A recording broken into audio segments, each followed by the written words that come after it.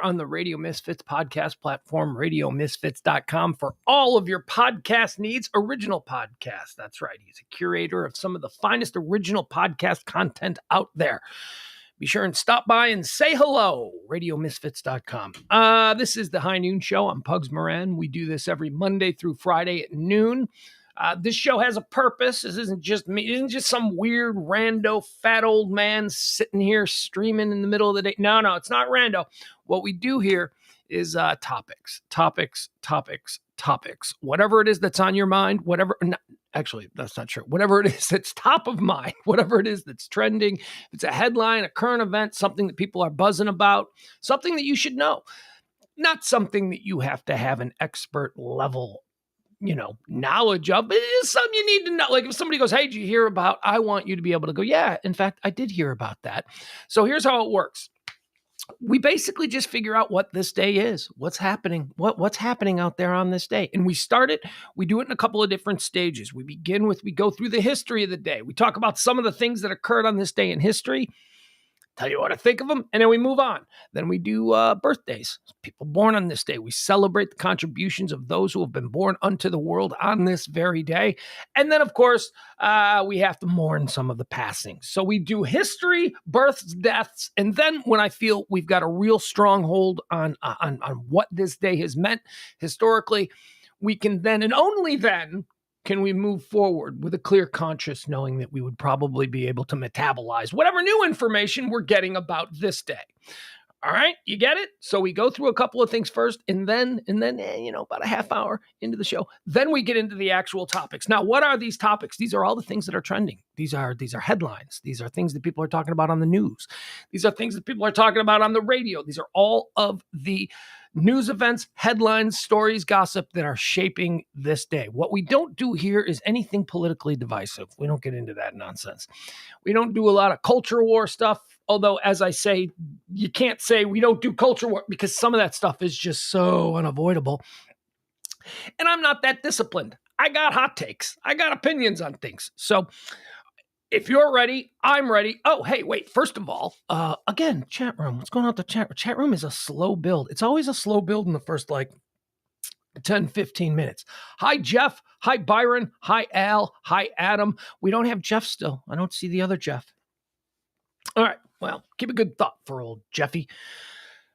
He'll be back around in no time because we survive these things. We do. What else do I need to mention? Last night, a couple of programming notes for the coming week. I told you there was going to be some disruptions to the normal flow of things. Of course, I do this show at noon, Monday through Friday, and then I do a second show at 9 p.m. We come back at night and we do Pillow Talk with me and James Parker. It's Pugs and Parker proudly present Pillow Talk. That show airs every Monday through Thursday evening at 9 p.m. That show is going to take a couple of kicks in the nuts this week because tomorrow night, Tuesday night, no Pillow Talk show. Nope. Why is there no Pillow Talk show? Oh, because we've got a mansplaining. I said with my harshest Chicago accent.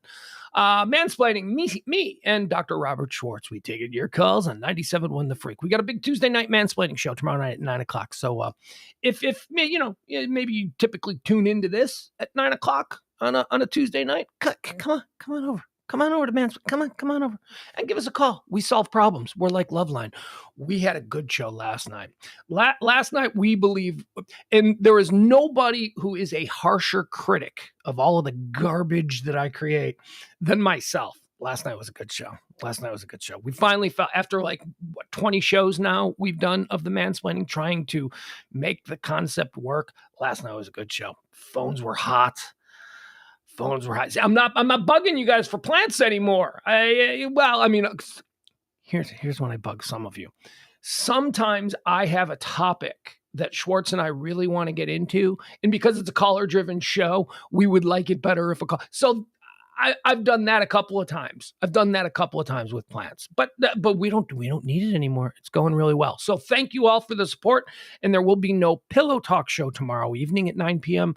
because there will be a mansplaining show. However, we have more news. Wednesday there will be no Pillow Talk show. There will be no Pillow Talk show on Tuesday or Wednesday of this week.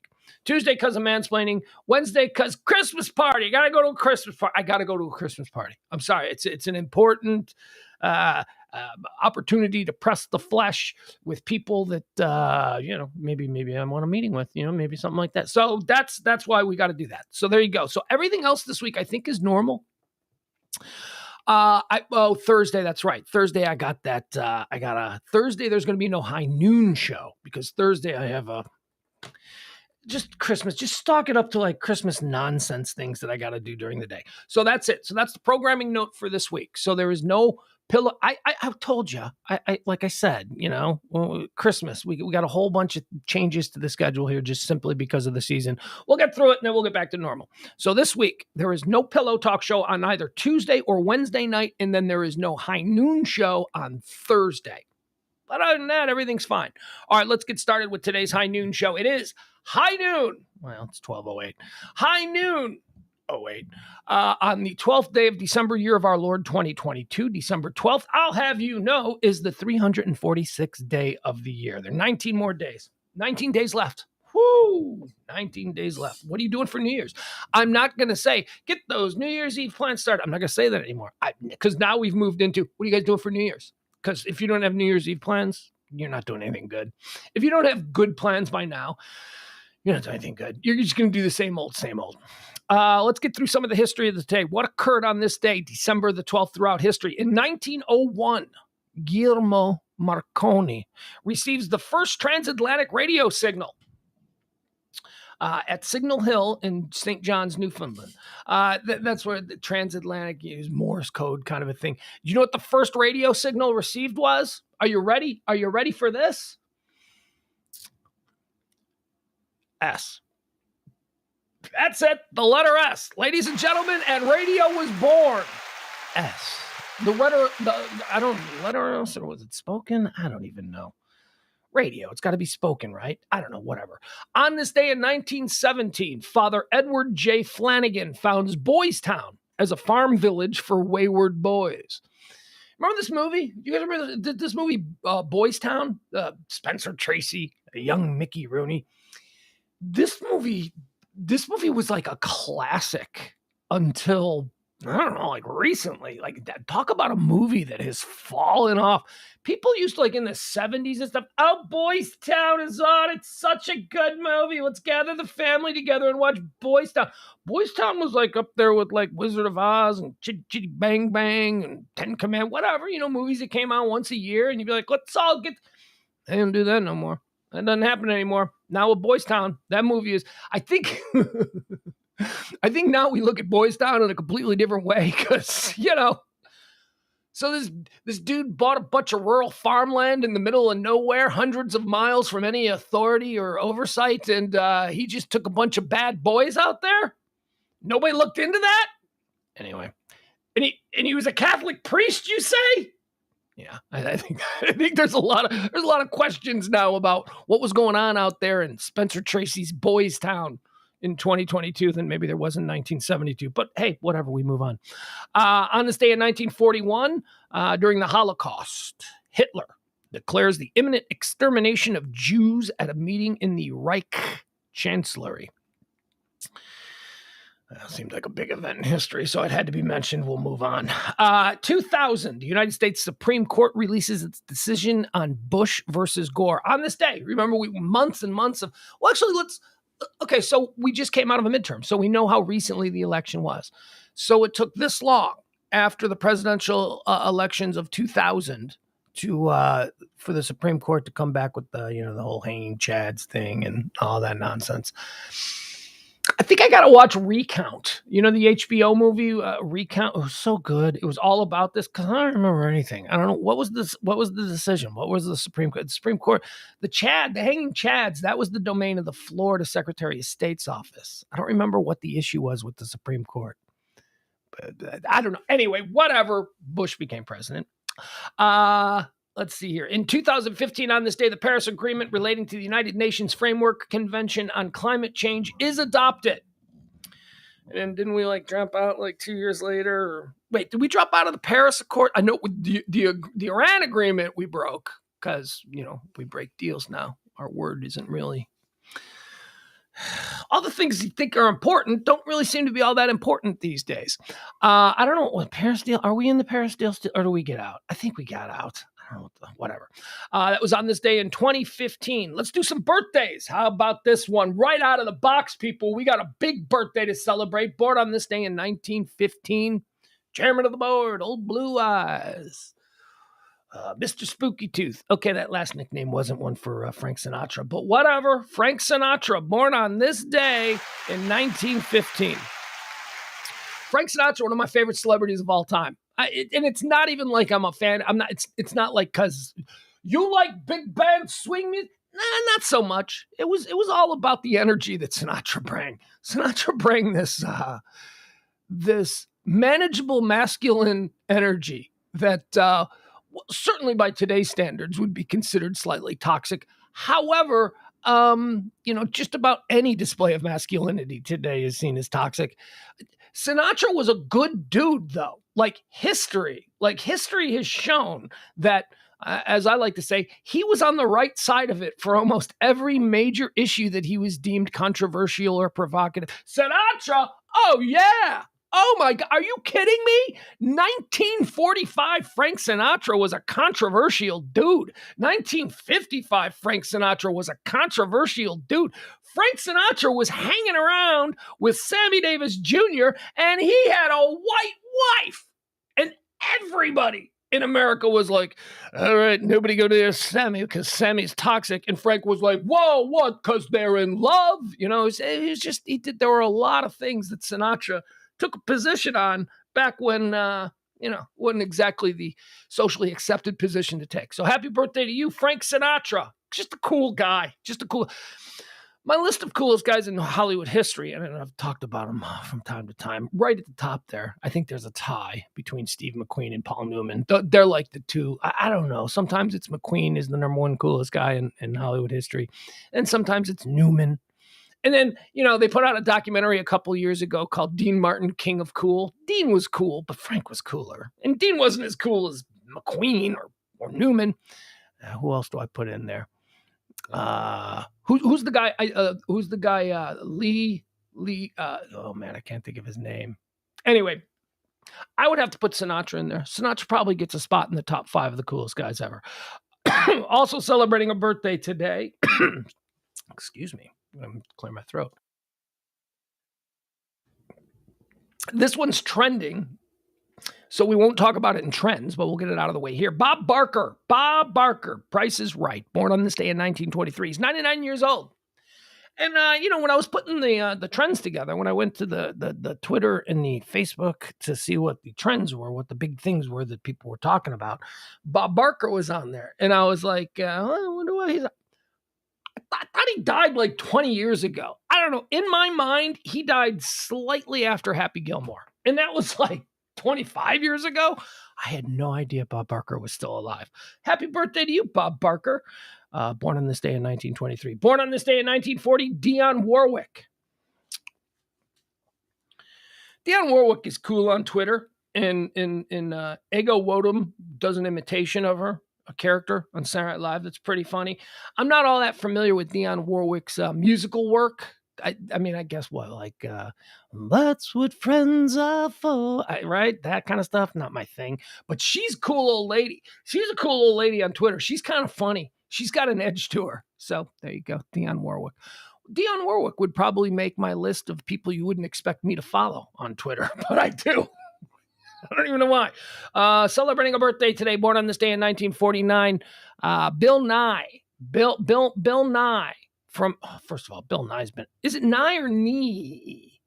It's not Bill Nye the Science Guy, not him. It's the English actor, from my favorite Christmas movie, Love Actually. He played the aging rock star who had the big hit. He wanted to have the Christmas number one. How do I say his name? Nighy.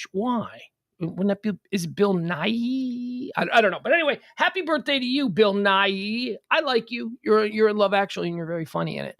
Born on this day in 1970. We got a run of 3 ladies here who are all quite accomplished and super cool in their own way. But this first one, I have to tell you, This first one. Happy birthday to Jennifer Connelly, born on this day in 1970. Oh, did I have a crush on Jennifer Connelly? Jennifer Connelly to me, when I first, okay, I'll tell you how I first saw her. So when I was like 15 or something, I saw Sergio Leone's Once Upon a Time in America, gangster flick. I was really into gangster flicks, and that's considered one of the great gangster flicks of all time. I enjoyed it. I don't know if it's one of the greatest of all times, but I enjoyed it. And it's like 3 hours long. Anyway, it was Jennifer Connelly's first movie, and she played this like little 14-year-old girl or 13-year-old girl. She was age appropriate. She was totally age appropriate for me at the time. And I remember when I saw her for the first time, I saw her face, her little 14-year-old girl face. I was like, holy crap, that's the most beautiful person that has ever been put on this earth. And I've had a crush on Jennifer Connelly for a good 40 years now. So happy birthday to you, Jennifer Connelly. Career Opportunities. Remember Career Opportunities? Remember when she was in that about the dude who was the guy in that? John Cryer? John Cryer like locked himself in a Target store overnight. And she was in the Target store with him. If you got to be locked up somewhere all night, may as well be with Jennifer Connelly.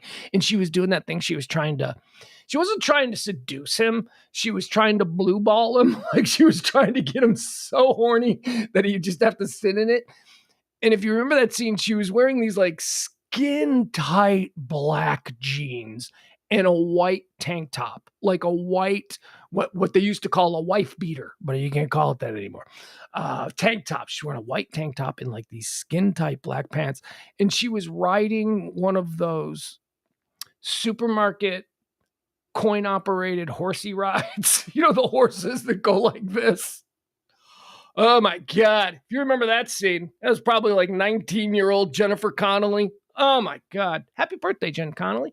Also celebrating birthday today, another wildly accomplished young woman, a woman that we all watched grow up. Well, we watched Jennifer Connelly do that too. Regina Hall, happy birthday to you. Regina Hall is like kind of low key making her way towards national treasure. I like Regina Hall. Also born on this day in 1975. I said we're going to get a run of three really accomplished women. You got Jennifer Connelly. She's been, a damn good actress for years, for decades. You got Regina Hall, who's involved in everything. I mean, she's doing everything. And then this one, Mayim Bialik, Blossom, born on this day in 1975. Is she still in the running for the Jeopardy host, or did they resolve all that? I don't know. It was like the most important thing we were all concerned about for a while. And then I think then the Johnny Depp Amber Heard trial came, and we all forgot about who's going to host Jeopardy. I don't know. I was rooting for the other guy, but I like Mayim Bialik. I do. You know what's cool about Mayim Bialik? Mayim Bialik is like the girl who was on Wonder Years. Remember the girl who Kevin Arnold was in love with, Winnie Cooper? Yeah. She like became like some like world-class mathematician, like super smart, like super smart, like knows numbers like as good as anybody. And that's really impressive. But did you know that Mayim Bialik is also a neuroscientist? I didn't know that, but well, actually I did know that. I knew that she was very well educated. So happy birthday to you, Mayim Bialik, born on this day in 1975. Born on this day in 1994. Here's a little downer one. Otto Warmbier. Remember Otto Warmbier? Otto Warmbier was the American college student who was convicted of inciting and trying to overthrow the government or whatever he was doing in North Korea. And he was in prison. He was beaten and he got sick. And then Kim Jong-un's like, okay, we'll give you your prisoner back. And they sent him back on a stretcher in a vegetative state. And he died a couple days later.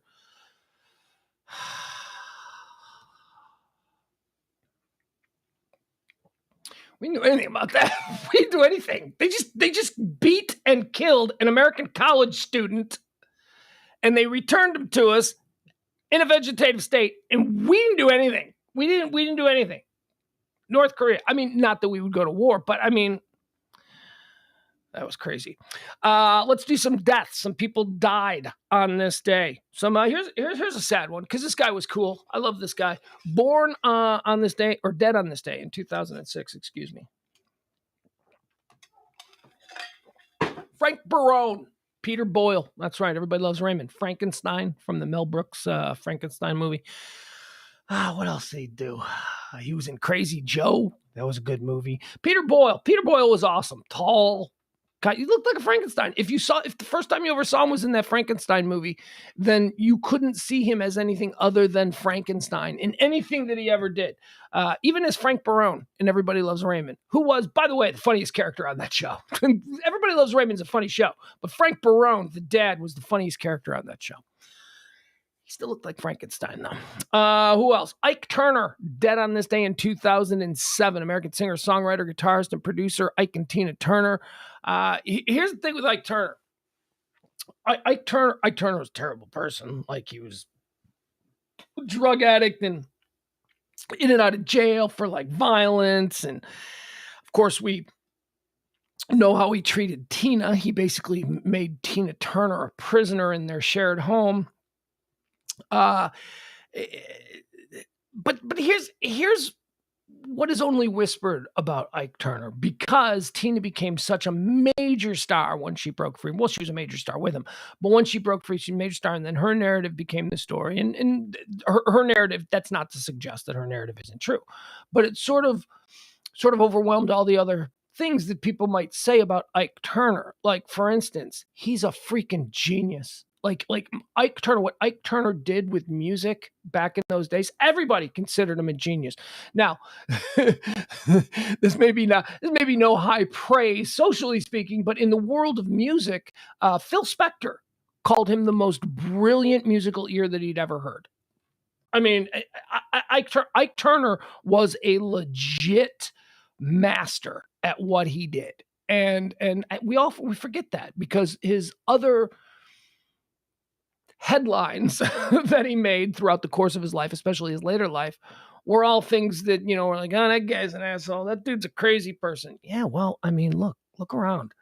There is a very strong thread that connects a lot of the current geniuses and crazy in this world. So, Ike Turner, just another example of that. Dead on this day in 2017. I didn't like this one. This one kind of sucked. Pat DiNizio, American singer and songwriter. Smithereens. I love the Smithereens. I loved the Smithereens when they first came out. And then about, 15 years ago, I rediscovered the Smithereens because as it turns out, I just like that jingle jangle sound. I like that tinny rock guitar amplifier sound that the Smithereens brought back and made popular again in the 1980s. Pat DiNizio, dead on this day in 2017. Dead on this day in 2019. Here's another shitty one, because this guy's pretty awesome. Who doesn't love Danny Aiello? Danny Aiello left this plane of existence in 2019. American actor, played a lot of mob guys. You know who I get Danny... I oftentimes, in my head, confuse Danny Aiello and who's the other guy? Paul Sorvino. Danny Aiello and Paul Sorvino. They don't really look alike, but for some, I was just talking about Danny Aiello, and in my head I was picturing Paul Sorvino, and I went, no, that's not him.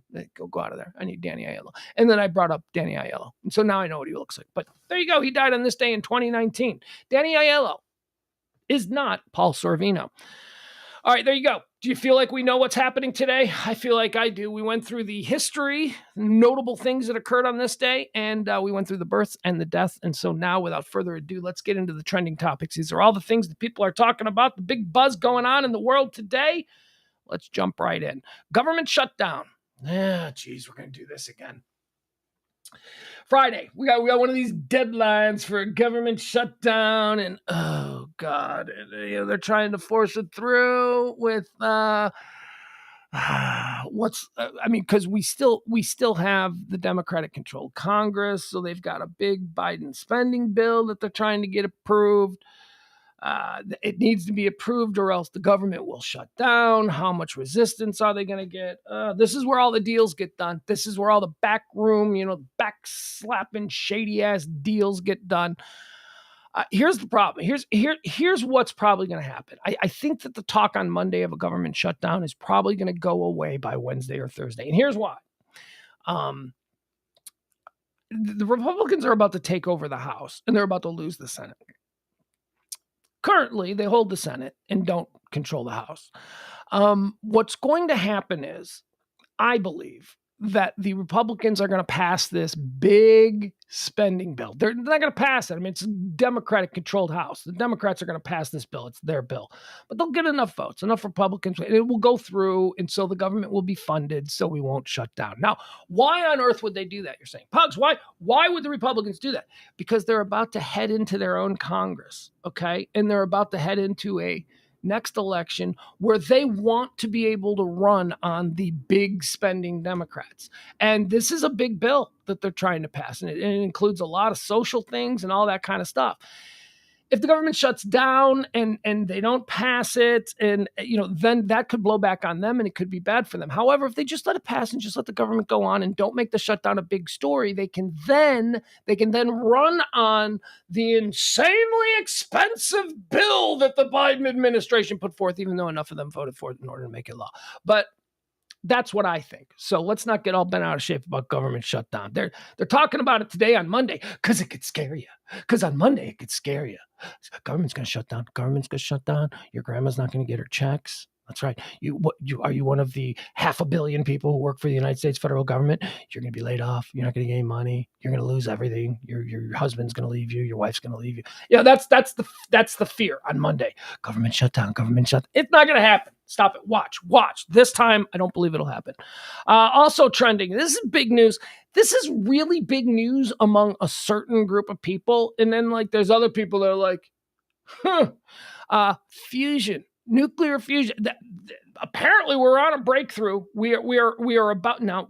This is, I'll read you the story because this is smart people stuff. And I want to make sure that, I'm not just freeballing my opinions on nuclear fusion. U.S. scientists reach long-awaited nuclear fusion breakthrough. Big announcement coming tomorrow on Tuesday. For the first time ever, U.S. scientists at the National Ignition Facility at the Lawrence Livermore National Laboratory in California successfully produced a nuclear fusion reaction resulting in a net energy gain. A source familiar with the project confirmed. The U.S. Department of Energy is expected to officially announce the breakthrough on Tuesday. The result of the experiment would be a massive step in a decades-long quest to unleash an infinite source of clean energy that could help end dependence on fossil fuels. Researchers for decades have attempted to recreate nuclear fusion, replicating the fusion that powers the sun. U.S. Energy Secretary Jennifer Granholm will make an announcement Tuesday on a major scientific breakthrough, the department announced Sunday afternoon. The breakthrough was first reported by the Financial Times. Nuclear fusion happens when, this is where it's important for me to read because I don't know anything about this. Nuclear fusion happens when two or more atoms are fused into a larger one, a process that generates a massive amount of energy as heat. Unlike nuclear fission that powers electricity all over the world, it doesn't generate long-lived radioactive waste. That's a good one. Right, so there you go. So that's why it's trending. If you want to know more about nuclear fusion, which, maybe you do, I do not. I just want to reap the benefits. This is why I trust people in white jackets. They don't go to the keg parties, in college. They're not doing keg stands. They're not making out with multiple girls whose names they don't even know. They're in the library and they're studying and they're doing the work, okay? Not the rest of us. The rest of us are going to basketball games and chasing girls. No. These nerds are in libraries doing the work. So I feel it's incumbent upon me now later in life to recognize the fact that they didn't get to go to any good parties, but they probably have some knowledge that I don't. Not just me, but the rest of us. So go ahead. You want to learn about nuclear fusion? Don't come to me. Google it. I'm sure you'll find some people that can tell you exactly what's what. Grant Wall is trending. This happened on Friday night. Grant Wall is, I had never heard of him. Honestly, I hadn't, but I'm not a soccer fan. And a friend of mine who is a soccer fan was like, oh yeah, no, I used to read him all the time. Grant Wall was he wrote for Sports Illustrated for 20 years. He was America's preeminent soccer expert. I don't know who that would be. Who would that be? Like NFL? Adam Schefter, right? Like how Adam Schefter is to the NFL. Who's the other guy? Who's the other guy that's kind of like Schefter, who always breaks the stories? He's 4 foot tall, but 8 feet wide. You know that guy, the little bald guy? The little bald guy who was like, I'm so short, I'm just going to lift weights and get as big as possible. He's massive, but can't remember his name. He does the NFL stuff. Anyway, that's kind of who Grant Wahl would be. So Grant Wahl was this big voice in American soccer, and he just dropped dead at the World Cup. Now, look, I know we live in a conspiracy age, and for the past 2 days, I just find it a bit of a coincidence that Grant Wahl, during the first couple of days of the World Cup, was over there in Qatar wearing a rainbow pride shirt. He's not gay, he's married and all that, but he believes in it, and he's been writing extensively about how terrible the Qatari government is and how they should have never gotten a World Cup. So he was refused. He was famously, a couple of weeks back, refused entrance to the United States versus Wales game because of this. He had press passes and all that kind of stuff, but he was wearing a T-shirt with a rainbow thing on it. And they said, you have to take that shirt off because it's illegal here and blah, blah, blah. So it became a bit of a story, a bit of a bump story. I read it. I was like, oh, this guy. Well, he, like a week later or 10 days later or whatever it is, was watching a game on Friday night, and he was sitting there in his chair, and he just died. He just died. So, we live in the conspiracy world. So a lot of people were like, oh, so he was told he couldn't wear a shirt, and he was criticizing the Qatari government, and now he just dies, a healthy man of 48. I think he was 48. Yeah, and that percolated all weekend long and all that kind of stuff. But, we got more details now. It's Monday. And apparently he was sick. He had been seeing a doctor. He had pneumonia. And he was getting no sleep. Like, he was working through the pneumonia. He was working through Buschetti. He was working through the pneumonia. Because it's the World Cup. And this is like, you can't be sick during the World Cup, not when you're America's preeminent soccer journalist. So he had gone to a doctor, he'd gone to the clinics, he had missed a couple of games. People thought that was a little bit weird. And, here, I'll give you the details. Grant Wahl, an American journalist who helped grow the popularity of soccer in the United States and reported on some of the biggest stories in the sport, died Saturday while covering a World Cup match between Argentina and the Netherlands. He was 49 years old. Wahl fell back into his seat in a section of the Lusail Stadium reserved for journalists during extra time of the game, and reporters adjacent to him called for assistance. Emergency service workers responded very quickly, treating him for 20 or 30 minutes on site, and then took him on a stretcher. The World Cup organizing committee said he was taken to Doha's Hamal General Hospital, but it did not state a cause of death. We are in touch with the U.S. Embassy and relevant local authorities to ensure the process of repatriating the body and to make sure that it's in accordance with the family's wishes. Wahl, who wrote for Sports Illustrated, blah, blah, blah. He also brought a critical eye to the organizational bodies of the international sport. So here it is. Wahl was covering his 8th World Cup. He wrote Monday on his website that he had visited a medical clinic while in Qatar. He said now, and this is a quote from him, "My body finally broke down on me. 3 weeks of little sleep, high stress, and lots of work can do that to you," Wahl wrote on Monday. "What had been a cold over the last 10 days has turned into something more severe. On the night of the USA-Netherlands game, and I could feel my upper chest taking on a new level of pressure and discomfort." Now, this is Wahl writing about himself earlier in the week before he passed. Wahl wrote that he tested negative for COVID-19 and sought treatment for his symptoms. I went into his Wahl speaking again. This is a quote. "I went into the medical clinic at the main media center today, and they said I probably have bronchitis. They gave me a course of antibiotics and some heavy-duty cough syrup, and I'm already feeling a little bit better just a few hours later. But still, no bueno," he wrote. Wahl tweeted on Wednesday that he had celebrated his birthday that day. So his birthday was Wednesday. Okay, so there you have it. So, I don't think it's as conspiratorial as people were wanting it to be, right? I think that he himself had been posting about how he was sick and, how he felt terrible. And he explained exactly why. Not sleeping. It's the World Cup. He's working his ass off, high stress, deadlines, get the stories in, time change. You're working in the middle of the night. And then you got to be up in the middle of the night there because that's the daytime when your editors are here in America. It's crazy. Weather is trending. We got some big weather news happening here in the continental United States of America. We've got one low pressure system that is apparently wreaking havoc from coast to coast, from California all the way to Maine and everything in between. We're seeing here in North Texas some rain. We're gonna get some thunderstorms tomorrow. It's gonna be just crappy all day today. It's been crappy for the last 4 days. But oh my God, just be happy you don't live in Nebraska or Iowa, because they are looking at a foot, and in some places they're saying as much as 2 feet of snow.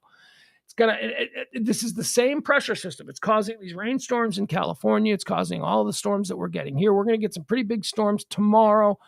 And then further north, where it's a little bit colder, those rainstorms are just turning into blizzards. So over the next couple of days, going to be a lot of crazy weather happening in the central United States. And for a lot of people, a white Christmas. Very good. A white Christmas. It's been a very long time since I've seen a white Christmas. And that counts the 5 years more than that, the years that I lived in Chicago. There was never a white Christmas. And I was hyper aware of it because my son, who lives in Texas, would always come to visit for Christmas. And I always wanted him to have snow on Christmas, but he never did. I mean, actually, that's not true. Sometimes he did.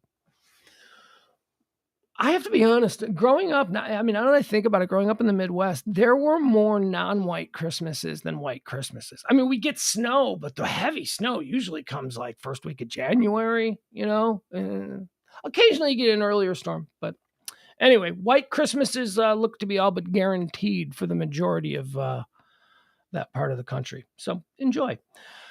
Chris Beard is trending. Who is Chris Beard? We got a couple stories here about coaches. Chris Beard is the head basketball coach, men's basketball coach at the University of Texas.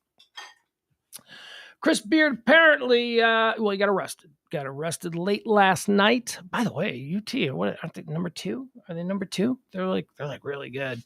So he won't lose his job or anything because he's got the kids playing really good and making a lot of money for the university. So.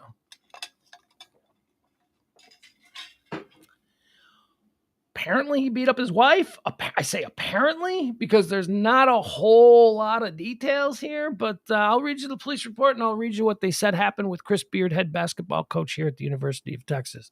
Texas basketball coach Chris Beard arrested on assault charges. Now I'm going to read this exactly as it's reported by ESPN because, again, these are sensitive subjects that he's a high-profile person being accused of.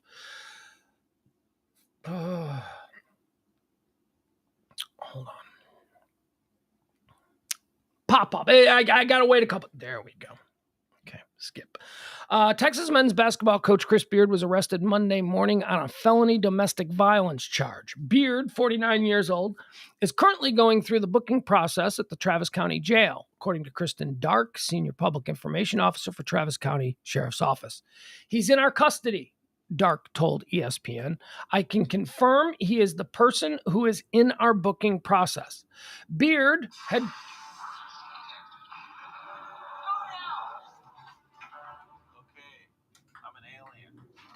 Sci-fi movie, you need to the hell is this? That's weird. By bundling home and car insurance, you need Geico. Can you guys still hear that? I hate those pop-ups with the ads. He's in our custody, Dark told ESPN. I confirm he is the person who is in our booking process. Beard was arrested by police in Austin, Texas, and booked at 4:18 a.m. So what is that, like 8 hours ago? 8 hours ago this went down. He was arrested at 4:18 a.m. on a third-degree charge of assault of a family/household member, impede breath circulation, or strangulation. That's the charge. Sounds like he choked somebody. Austin police told ESPN they received a disturbance hotshot call. What's that? And officers were dispatched to the 1900 block of, I think a hotshot call is when somebody, like there's a threat of death, threat of someone dying. So it's like a I don't know. Austin police told ESPN they received a disturbance hotshot call and officers was dispatched to the 1900 block of Vista Lane shortly after midnight Monday. Let me tell you something, as I often do whenever I'm given an address. I put that into the Google Maps and I took a look at this neighborhood and I cannot believe that this is the neighborhood. This can't be the house of the head men's basketball coach at UT. The head men's basketball coach at UT makes millions of dollars. Well, close, right? This was not a neighborhood where people who make millions of dollars live. But anyway, whatever. Maybe he's frugal with his money. It seemed like a nice neighborhood. It just didn't seem like, Beard was arrested by Austin police 4:18 in the morning. The police call was dispatched 1900 block of Vista Lane shortly after midnight. The Austin Police Department's website defines a hotshot. Oh, here we go. Hotshot call. The Austin Police Department defines a hotshot call as incidents which are in progress, are an immediate threat to life. Yeah, that's what I thought. Are an immediate threat to life and or public safety. These calls are dispatched immediately. Well, like a normal 911 call isn't dispatched immediately. Beard's attorney, Perry Minton, told the Austin American-Statesman that Beard is 100% innocent of these charges. He should never have been arrested, Minton told the paper. The complainant wants him released immediately and all charges dismissed. It is truly inconceivable. So it sounds like whoever, probably the wife, I'm just speculating, but, it sounds like, according to the lawyer, that the wife is now like, no, it was my fault. Whatever. These are very complicated. Texas, Texas ranked 7th. Okay. I thought they were second. Who's second? Anyway, it's still pretty good. It's real good, actually. Texas ranks 7th overall in the Associated Press poll, is 7-1, and off to its best start in years. The Longhorns are scheduled to host Rice on Monday night. Beard is in his second season with the Horns. He left Texas Tech to take what he called his dream job at the University of Texas in 2021. Okay, so that story, as they say, developing, ... Still in Austin County Jail, Travis County Jail, as of a couple hours ago anyway. The second coaching story, Mike Leach. This is a sad one. Mississippi State, also another former Texas Tech coach, Mike Leach. Mike Leach of Mississippi State, he suffered a massive heart attack last night in his home. Mr. Popular, look at me. Everybody looking to say hi. Who's texting me during my show?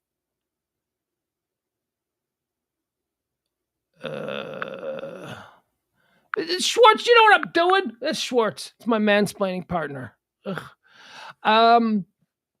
Mike Leach had a massive heart attack at his home yesterday, and the details are not good.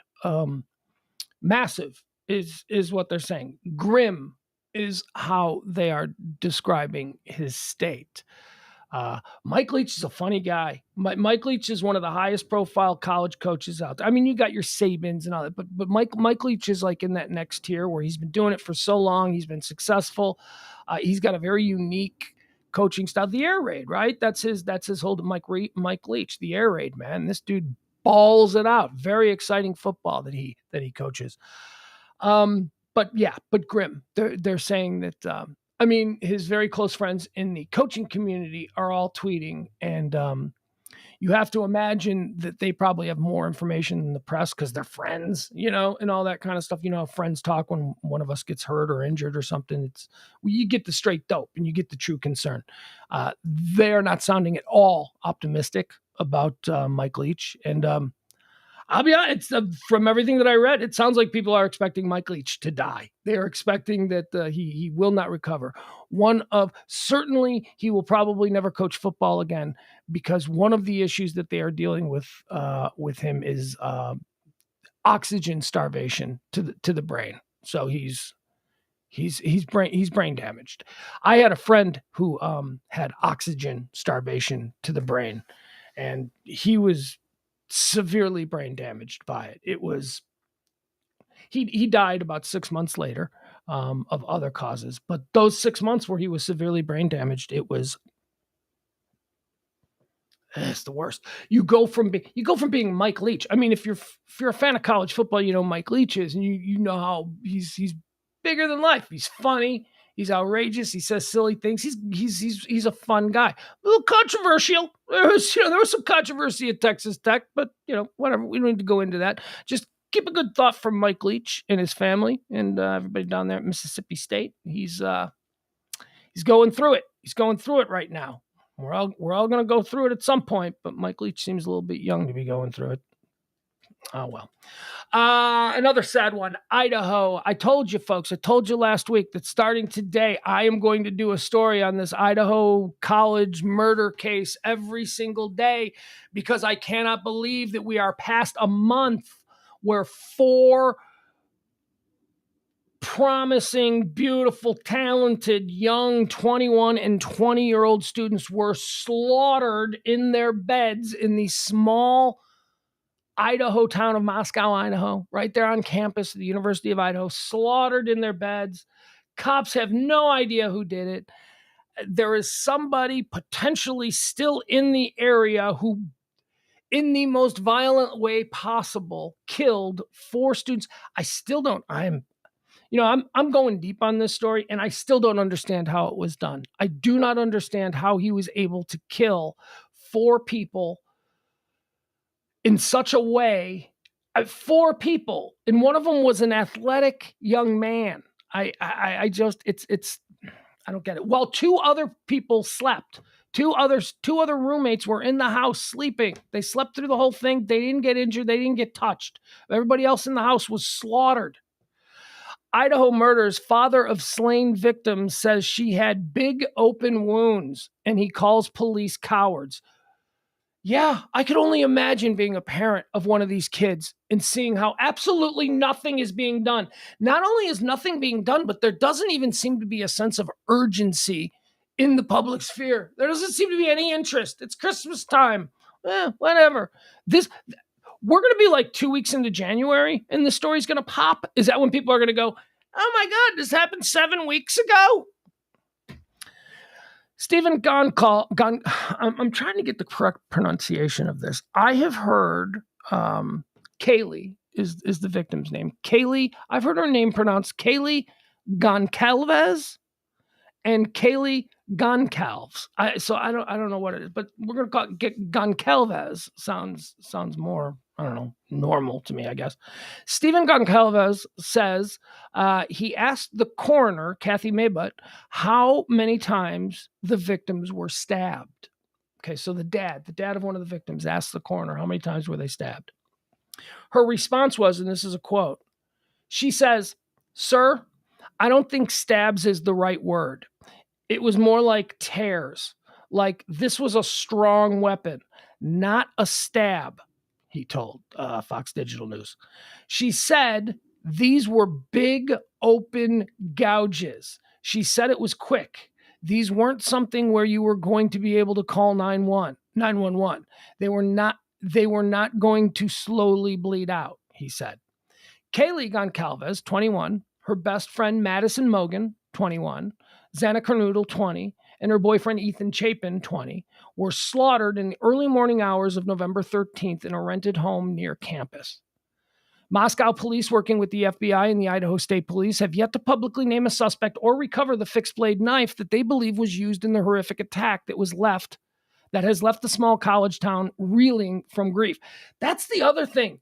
This town is going nuts. There's only a few people in this town. It's not a big town. It's 25,000 people, I think, in the entire metro area. That is tiny. And all of the people in this town are like, hey, is anybody going to do something? And everybody else in the country, we're all just like, oh yeah, that happened. Oh yeah. Meanwhile, these people in Moscow, Idaho are like, is this person still here in the community? Are we doing anything about this? Let's see. Goncalves said his daughter's injury definitely did not match Mogan's wounds. So here's the other thing that we're learning now. Kaylee Goncalves seems to have been something personal in the way that she was murdered. She was butchered. These are all the descriptions that are in this story, and I'll spare you. I'll put them into my own words. She was basically cut up her entire torso in half, which what some people are saying now has to have been either a machete or a sword of some kind. The rest of the other people were killed in different ways. They were all stabbed and they bled to death and they were killed instantly. That's the good thing that they're saying. None of these people survived the initial attack. That they were mortal wounds from the very get-go.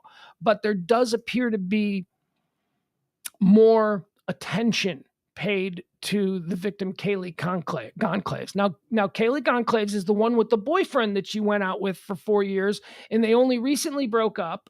And on the night of her murder, she called him and texted him 7 times from 2 different phones, and he didn't respond. But that guy's been cleared. The police are like, yeah, he's fine. He's a good kid. He's a good kid. And the parents of Kaylee Goncalves, at least in the beginning, I don't know what the update is here now. The parents in the beginning were like, no, he's a good kid. We don't think he did it. And so the police were like, all right, if you guys don't think he did. I mean, I don't know.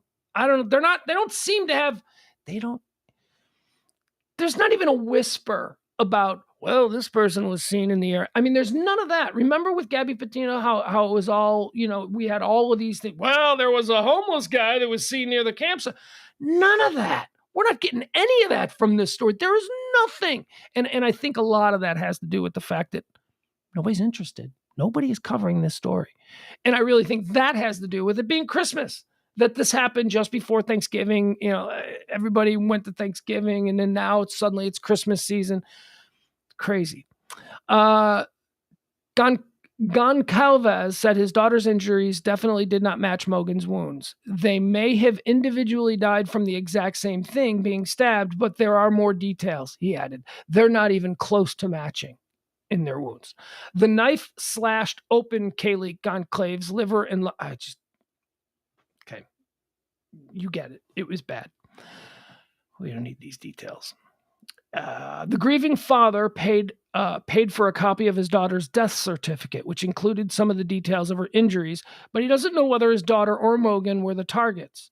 I have my own suspicions, he said.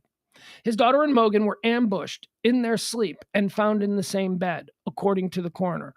That's like something normal, right? Like I seem to remember that being a real normal thing. Like there were two girls that I knew that lived with a bunch of guys. I didn't live in this house, but there were two girls. They lived with a bunch of guys, and they were friends, and they weren't lesbians. But they slept together all the time. Like they slept together in the same bed all the time. Come sleep in here with me tonight. It was just maybe there was something going on, but I don't think so. I think it's just something girls do. Girls, because with dudes, it's like that's gay. Like guys can only sleep together if they've passed out.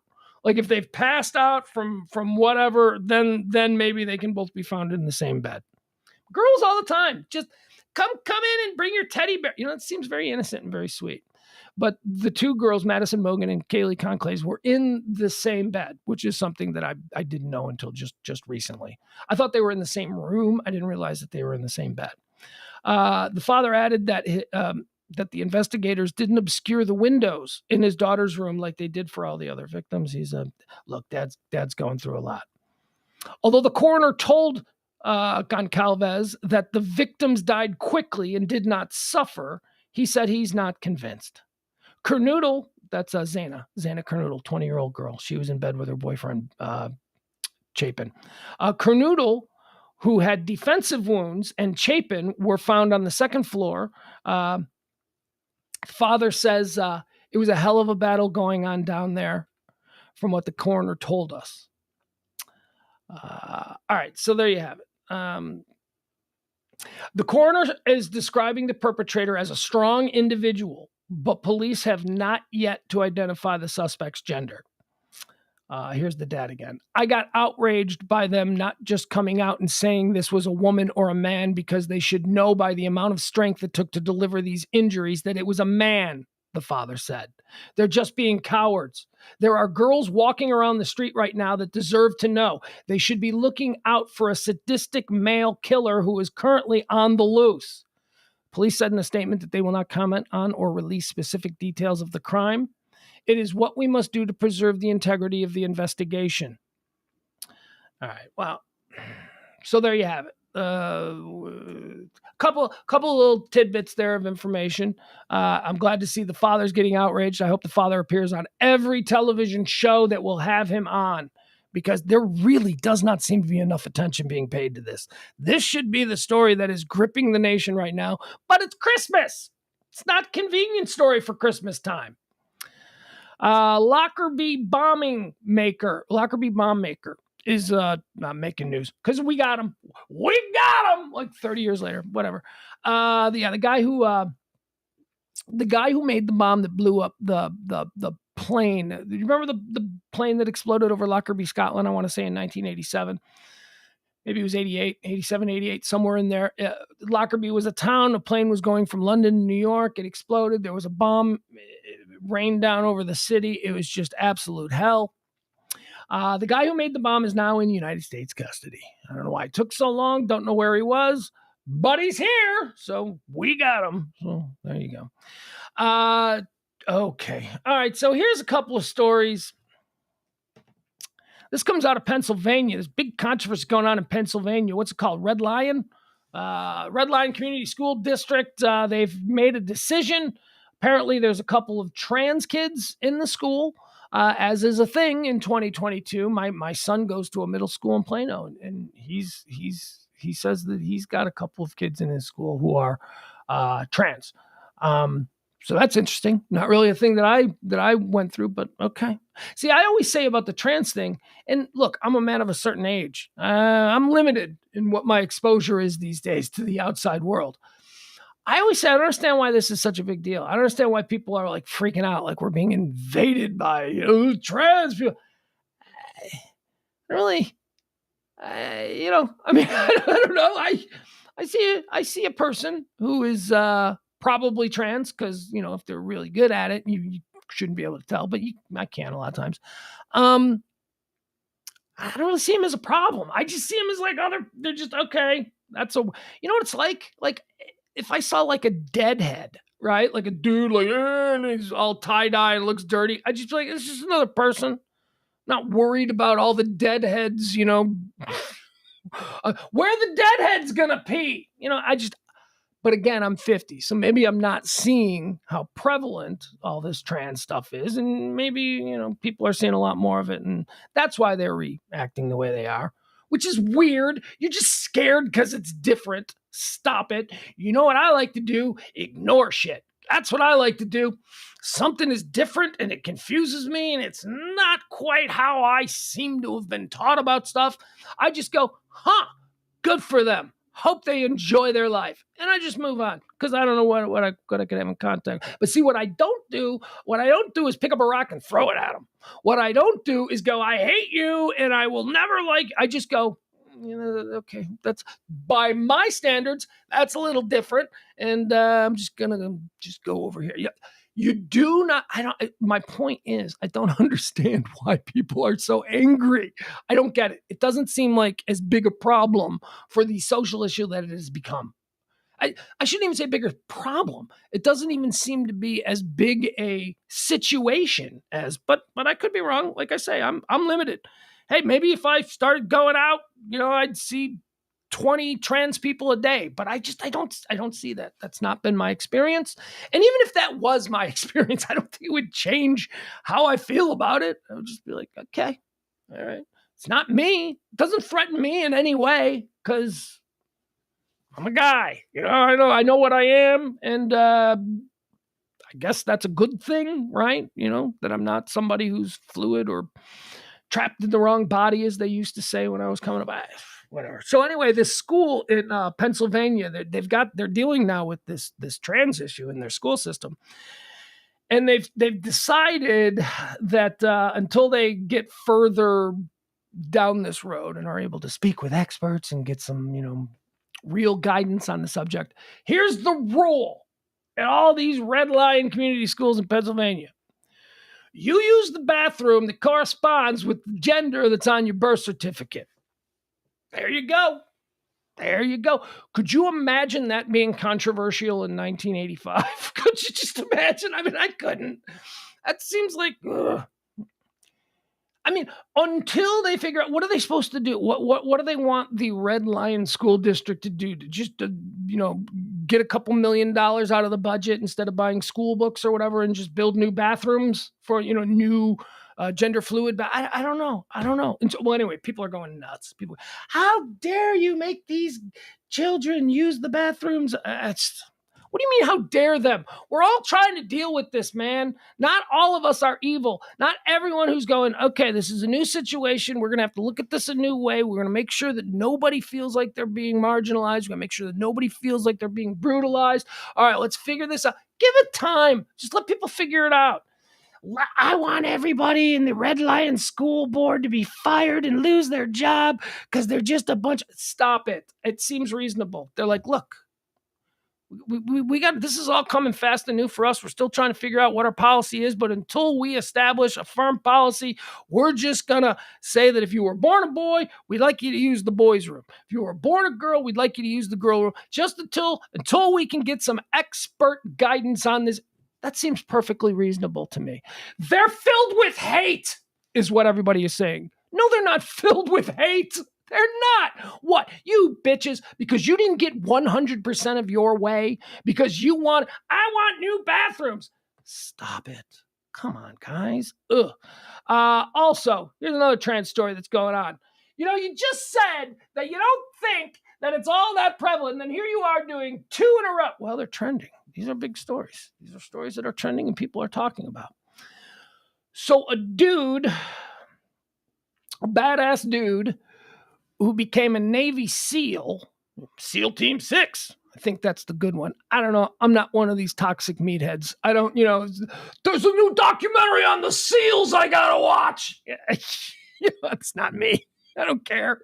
Yeah, I've seen everything that A&E has ever done on the SEALs, because, and the Rangers and Special Forces, because I'm a man, and these are the things I have. I don't watch that shit.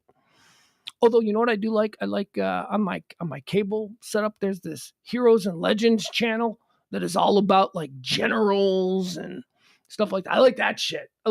I watched a really good one on MacArthur. Ooh, that guy. Anyway, so dude becomes a Navy SEAL. He's big badass SEAL Team 6 Navy SEAL. And then he gets out of the SEALs and he's like, I want to be a woman now. He's famous. I mean, this guy a couple of years ago, like he was all over the place. Good Morning America, The View. I mean, I don't know if he did these shows, but he did a whole bunch of shows. You know what I'm saying? He was all over the place. He was a big story. And he's like, I used to be a SEAL, and now my name used to be Chris Beck, and now my name is Kristen Beck. And, he seemed to be comfortable with his life. He did, I specifically remember like a long interview he did with Anderson Cooper. And I saw it. This is probably going back 2012, 2013, somewhere in there. And I remember watching it at the time and I'm going, all right, good for this dude. Whatever. He's been in war zones for the last 20 years. My man has seen some shit. He's out of that now. He's got his whole life ahead of him. He seems to have survived. This is what he wants. Let him do it. That's kind of what liberty and freedom is all about. Just live your life. Live your life the way you want to live your life. And as long as it doesn't encumber and impede me from doing things that I want to do with my life, more power to you. So it was kind of an interesting story. And it was a curious story. He's a SEAL, and now he's a woman. Chris Beck, he's a badass SEAL Team. Now he's Kristen Beck, and he's wearing ball gowns and high heels with Anderson Cooper and a sit down. So it made a lot of news. It's a very interesting story. Yeah, he changed his mind. He's changed his mind. He doesn't want to be a woman no more. So former Navy SEAL guy Chris Beck, who in 2012 or 2013, whatever, became Kristen Beck, got all of this attention, took all the hormones, had all kinds of facial reconstructive surgery. Now we're in 22, and he's like, yeah, I want to be a dude again. I'm going to go back. Now, luckily, he never had the bottom half surgery, but he's got a real, his face has been feminized because, years and years of the process. So I don't know, man. I mean, it doesn't seem like you can't go back. Come on, man. This is a big one. This is a big life decision. You have to be. This isn't like marriage where you can plan on having 4 or 5 of them throughout your life. This is a real life commitment. When you are Chris Beck, the Navy SEAL, and go, I want to be Kristen Beck, and I, want to do massage therapy, whatever. I don't know what it was, but it's weird. He wants to go back, and he is going back. He's now dressing like a man again. You know what I think it is? I clicked on the link. I was reading the story, and I started seeing all these pictures. He got a hot girlfriend. Now, I don't know how he got a hot girlfriend. I don't know how he got a hot girlfriend as Kristen Beck, because that's apparently when he met this girl, and there's pictures with her and all that stuff, and apparently she's like, I want you to be more of a guy again. How did this happen? How So he was a guy. I don't think he's gay. I don't think he's gay. And this is a conversation that I had with somebody. I don't remember who I had this conversation with. But just because you're trans doesn't mean you're gay. It means I don't know what it means. Anyway, I don't know what it means. Here's the problem. I don't know what it means because as I stated, this is all new and I'm dealing with it as it happens. This is not a way of thinking that I had ever been, exposed to. None of us really were, unless we came from a very specific background in our youth. Just try and give us time. Give us time.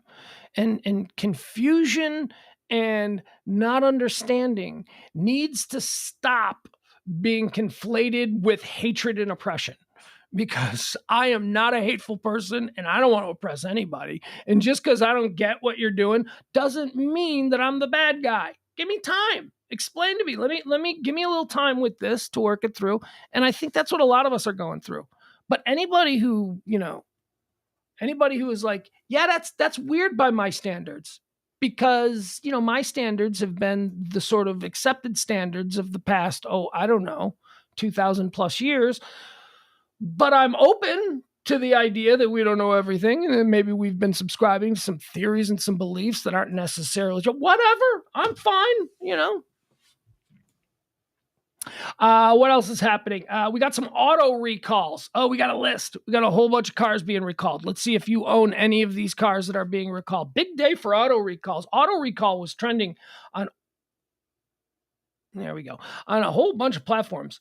Let's see here. What cars are being recalled? So this is a USA Today put a list of all of the cars that were announced that are under recall as of today. Let's see here. What do you got? Hundreds of thousands of vehicles, a majority of which are Subarus, face recalls. These vehicles include Kias, Teslas, Hynos. What's a Hyno? Never heard of a Hyno. And Porsches. Porsches! Pay all that money for a Porsche or a Tesla for that matter. Although the Tesla's always getting recalled. Guys, I always tell you this. You never want to buy. I will not buy a Tesla for 20 years. In 20 years, then I think like maybe the company will have this down. But it just seems to me that if you buy a Tesla today, you're just asking to be inconvenienced. You're just asking to come out of a concert, be standing in a parking lot, and your car won't start because it's first generation Tesla, and they weren't entirely sure about everything when they built it and sold it to you. 20 years, then I'll have an electric car. Hundreds of thousands of vehicles, a majority of which are Subarus, faced new recalls last week, including Tesla, Kia, Hyno, and Porsche cars. The recalls were reported by the car makers or by the U.S. National Highway Traffic Safety Administration. All right, let's see what is under recall here. What do we got? The Subaru Ascent. Do you drive a Subaru Ascent? Subaru is recalling. Do you have friends who drive a Subaru Ascent? Subaru is recalling certain 2019 through 2022 Ascent vehicles because the ground bolt that secures the ground terminal of the positive temperature coefficient heater. All right, long story short, if you use the heater, it could burst into flames. That's it. Underneath the car, the heater, they're having a problem. The heater, when people are using the heater for too long in the Subaru Ascent, fires are breaking out. So there you go. You got a fire. You got a fire issue. Also being recalled here, what else? We've got the Hyno. I don't know what a Hyno is, and you don't either. Don't act like you know what a Hyno is. Hyno Motors is recalling certain 2022. I don't even know what a Hyno car is, so I'm just going to. It's probably a foreign car, right? The Kia Niro. Kia is recalling certain 2020 Niro vehicles because the electric power control unit may be improperly sealed. Porsche 911s. Huh? Who's got a Porsche 911? That's right. Yeah, you're gonna miss your tea time because you're gonna have your Porsche in the shop. Porsche is recalling certain 2022, 2023 911 vehicles because in the event of a crash, the dashboard console on the passenger side may break, causing the airbag to deploy improperly. Tesla Model Y. Do you drive a Tesla Model Y? Tesla is recalling certain 2023 Model Y vehicles because the left-hand front suspension lateral link fasteners may not be properly attached, causing instability and an increased risk of crash. Affected owners are expected to be notified by mail. and Tesla service will tighten or replace in the fasteners free of charge. Okay, so there you have it. So if you have a Tesla Model Y, 2023, under recall. Porsche 911, 22 or 23, under recall. Kia Niro, this would be a 2020 Kia Niro, under recall. If you have a Subaru, that's right, the Subarus are the big ones. This is the Subaru Ascent, 2019 through 2022, you are under recall. There you go. Let's see what else. Dog flu. Oh boy. This one kind of sucks, right? Dogs. Who don't love dogs? I'll tell you. So the dog's owner, those of you who know, I do this show from the 1%er compound, high atop the guest house in beautiful Highland Park, Texas. The master of the property, who lives in the big house all the way across the yard, he has a dog. And the dog goes between his house and the guest house where I live and work. And, all places in between. The yard is in between. It's his yard. The master of the house, he wasn't here all weekend. He was out of town. And it was me and my kid, and the dog loves my kid. So the dog was with us all weekend. There's something wrong with the dog. There's something wrong with the dog, because dogs should not make noises like this when they sleep.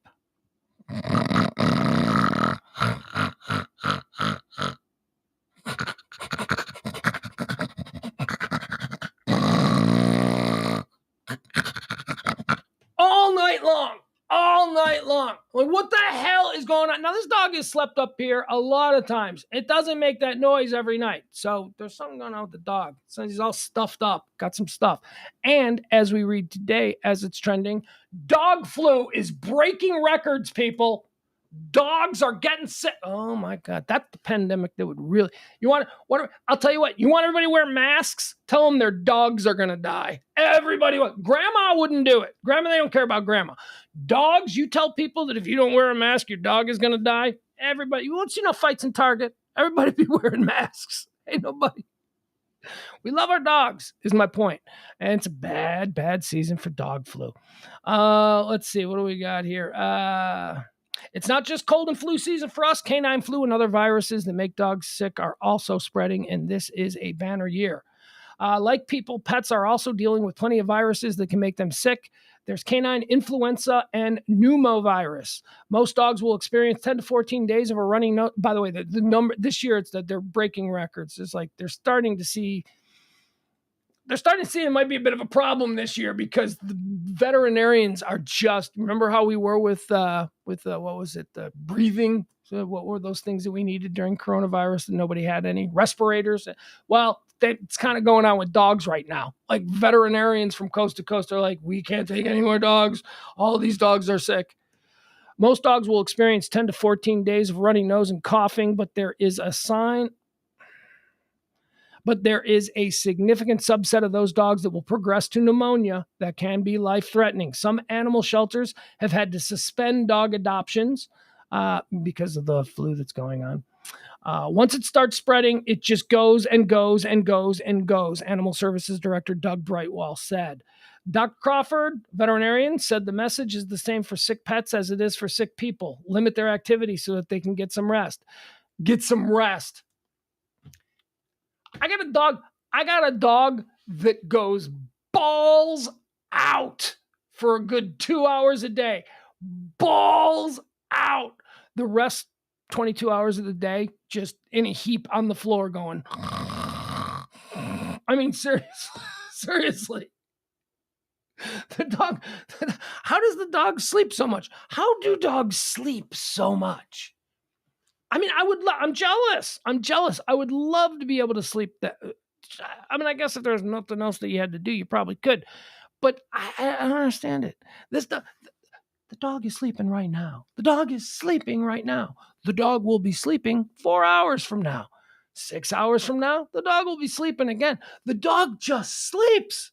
But then, like I said, when he's not sleeping and he's in the backyard doing his job, it's just, seriously, this dog runs laps around the backyard, and it's a fairly significant backyard. It's good size. The dog runs laps for, I don't know, like an hour, like just for an hour, just around. He has worn a path, almost like a track for high school trackleats. She's worn a path in the dirt that's a big circle around the entire yard.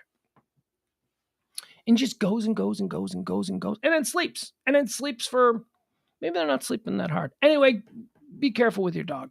Dogs are getting sick. We love our dogs. Okay, here you go. So Dave Chappelle and Elon Musk are trending. Did you see this? Did you see this? Big news. I don't know why this is big news. Why? Look.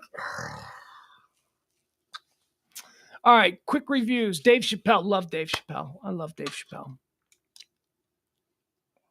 Elon Musk. Weirdo, right? I'm saying pretty consistent on this. Love Dave Chappelle. Elon Musk's so weirdo. He's like a socially awkward.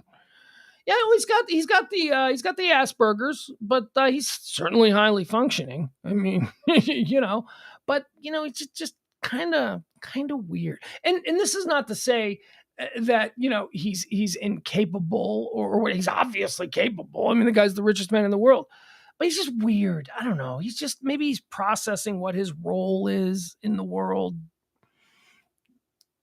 clumsily. I don't know. Maybe he doesn't know what he's supposed to be. He's being called Space Karen on Twitter, which I love. I love the nickname Space Karen. I think that's funny. So anyway, Dave Chappelle's in San Francisco last night, and he's doing a concert at a big ass stadium. San Francisco sold out. This looked like to be where like the Golden State Warriors play, right? Whatever. I don't know. It was a big stadium, seemingly sold out in San Francisco.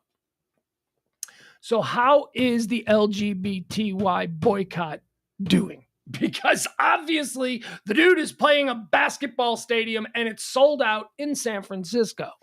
So good for you, Dave. You just keep trucking along. You just keep saying, with no malice in your heart, you just keep saying whatever it is that you think. Think it through. We're all thinking it through. We're all trying to think this stuff through, man. We're all working it through. We'll get there. Promise. So anyway, Dave Chappelle's doing his concert in San Francisco, and unannounced, he brings out Elon Musk. He's like, hey, how about Elon Musk? And Elon Musk comes out, and the crowd went angry. Yeah, no, the crowd didn't go crazy. It was just boo, boo. Elon Musk did not get a good reception from the Dave Chappelle crowd. Yeah, whatever. I mean, he's a polarizing figure right now. So, that's going to happen. He has to, on some level, have expected it. Unless, he's got the Asperger's, so maybe he didn't expect it. maybe he didn't. I don't know how that works. I don't know how it works. I know that people with Asperger's can be totally normal, wonderful people, and certainly successful. Just a little odd, just a little off sometimes. That's it used to be.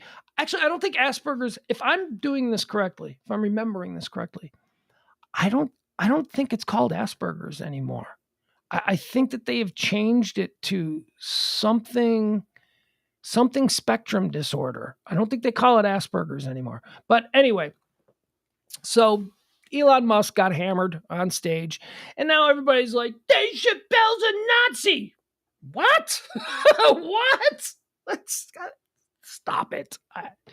Dave Chappelle's doing a concert. He's got one of the most famous people in the world standing in the wings. Why wouldn't you bring him out? And why wouldn't you go, hey, look who's backstage. Check it out. I mean, it doesn't mean he brings him out on stage. It doesn't mean that they're best friends. And if they are, so what? Why do you care? You can like Dave Chappelle and not like Elon Musk.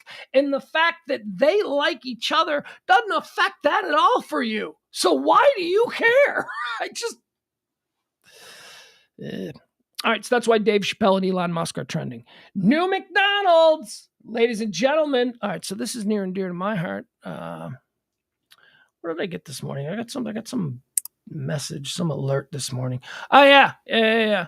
This morning, my McDonald's app. Yeah, I got a McDonald's app. Look at me. Of course I've got a McDonald's app. And by the way, if you love McDonald's the way I love McDonald's, get the app, because it's like food is like half price on the app. It's crazy. It's so, you order on the app, you sit at home. What do I want from McDonald's? You open up the phone, you order it, right? Your credit card. Well, you know how apps work. What am I doing? So you order it on the app, And then you just go and you pull in a parking lot. And when you get there, you hit what parking spot you're on and they bring the food out to you and you go home. It's beautiful. And it's like all of these deals they have on the app are just unbelievably cool. They buy one, get ones. Like this one. Yeah, I got a text this morning. BOGO crispy chicken sandwich. Enjoy this deal today only on the app. Buy a chicken sandwich, get one for free on the app. That sounds good. All right, there's a new McDonald's, and this is of import to us here in North Texas because we're getting it. We're getting the cool new McDonald's. Yeah, whole new McDonald's has completely rethought how their restaurants are going to be. For instance, no more dining rooms. That's right. No homeless people showering in the bathroom. That's what this is all about. McDonald's dining rooms are some of the most jacked up, especially in the inner city. You go to a McDonald's dining room in the inner city, and it is like it's like life under a viaduct in there. It is really, and it's been a problem. Most of the police calls, the come to a McDonald's are because people are scrapping in the dining room. So McDonald's is testing a new idea, and the first of these new McDonald's-style restaurants are going up here. Where's this one going to be? It's somewhere in North Texas. McDonald's is trying out a new approach to their drive-through restaurant model, and the fast food chain has picked North Texas as its testing ground. Yeah, they got a picture of the new McDonald's. Yeah, I'll show you a picture of the new McDonald's. Looks kind of cool.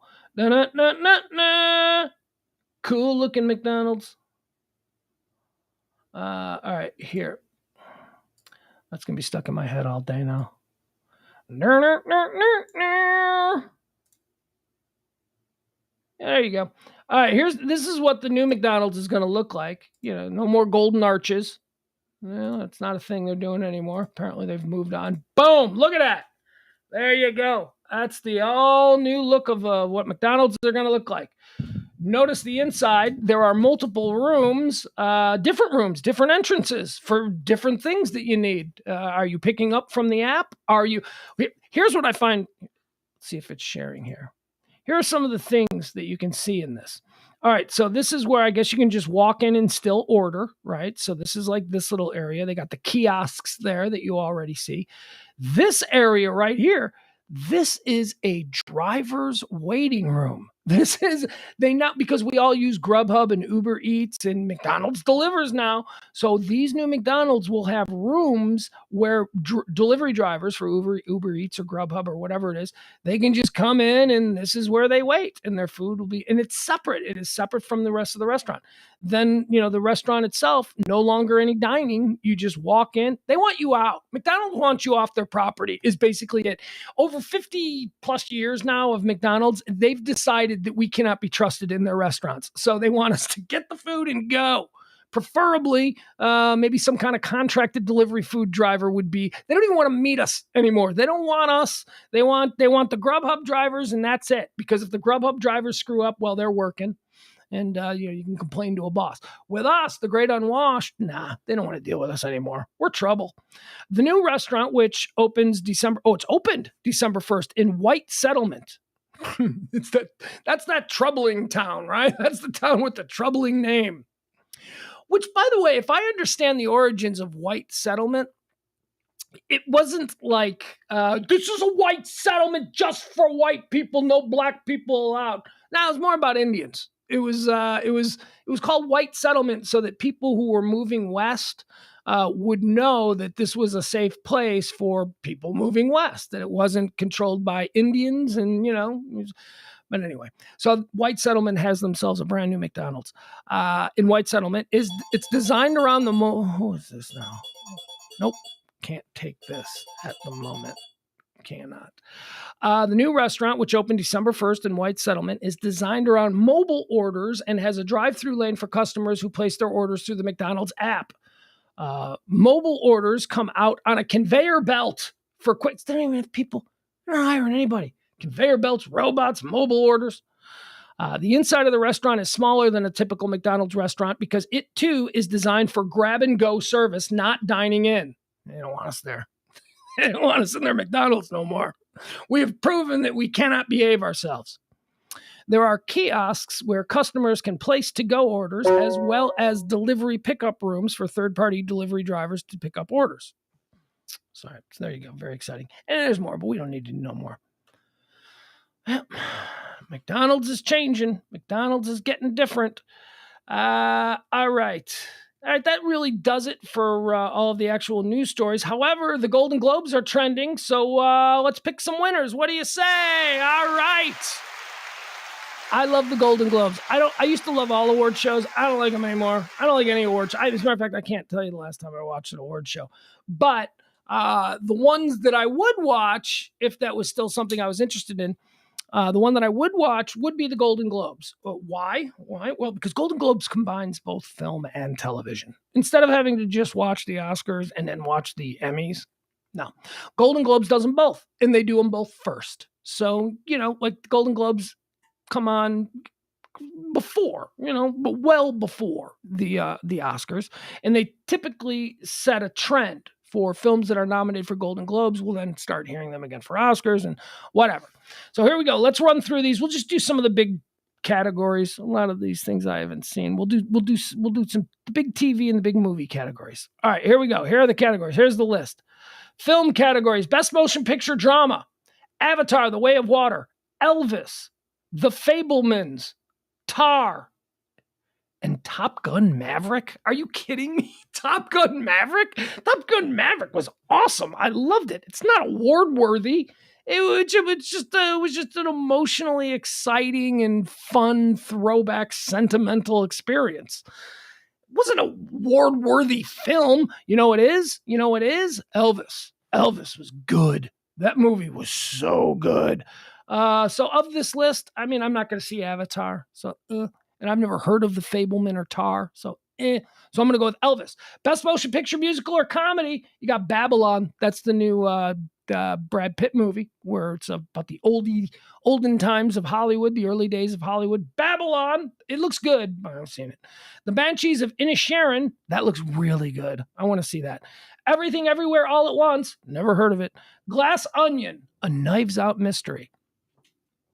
I love the Knives Out movie. That movie was great. So I'm very excited. I've not seen Glass Onion, a Knives Out mystery. I'd like to. Triangle of Sadness is the next one. So I don't know. I haven't seen any of those movies. The one I want to see the most is The Banshees of Inisherin. That looks really good. Best Motion Picture, non-English language. Hard pass. Best Motion Picture Animated. Hard pass. Best Director Motion Picture. Okay. James Cameron for Avatar. The Daniels. I don't know if this is like a group of people or just one dude. The Daniels are nominated for directing Everything Everywhere All at Once. I don't know what that is. Baz Luhrmann for Elvis. It was pretty incredible looking film. I'll say that. Elvis was fancy to look at. It was woo. So good for him. Martin McDonagh for The Banshees of Inisherin, and Steven Spielberg for The Fabelmans. I've never heard of The Fabelmans. I don't know what that is. Best performance by an actor in a movie. Drama. Austin Butler for Elvis, Brendan Fraser, The Whale, Hugh Jackman, The Son, Bill Nighy, celebrating a birthday today, Bill Nighy for Living, and Jeremy Pope, The Inspection. Austin Butler, Elvis. If you saw Elvis, that kid's great. That kid is going to be a star. I don't know where this Austin Butler came from, but holy crap, was he good as Elvis.